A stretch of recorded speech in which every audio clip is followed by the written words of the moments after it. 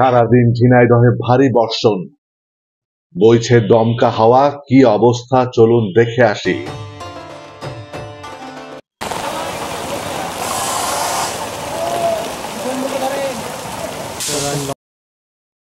বঙ্গোপসাগরে সৃষ্ট নিম্নচাপের ফলে ঝিনাইদহে ভারী বর্ষণ, বইছে দমকা হাওয়া, বেড়েছে জনগণের ভোগান্তি।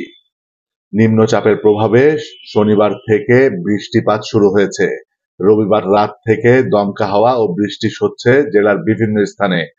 নিম্ন এলাকায় জলাবদ্ধতার পাশাপাশি কয়েক স্থানের রাস্তার বেহাল দশায় বেড়েছে জনসাধারণের ভোগান্তি।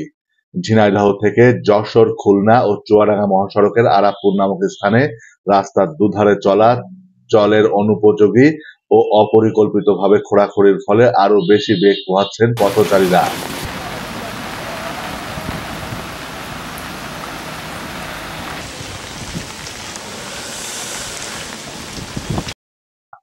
ভারী বর্ষণের ফলে খুব প্রয়োজন ছাড়া ঘর থেকে বের হচ্ছেন না কেউই। দুই একটি চায়ের দোকান খোলা থাকলেও খোলেনি অন্য সকল দোকানপাট। এদিকে দূরপাল্লার বাস চলছে সামান্য, এছাড়াও ব্যাটারি চালিত বাহন থাকলেও যাত্রী সংকটে অনেকে ফিরে যাচ্ছেন বাড়িতে।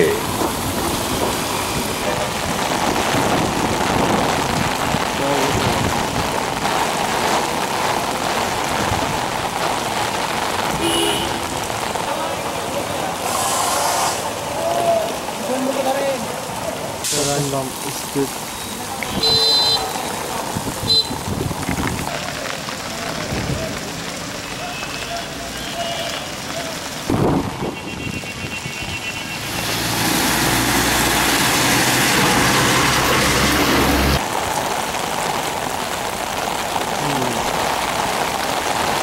সংকট এবং বৃষ্টির এক শ্রেণীর মানুষ উপভোগ করছে।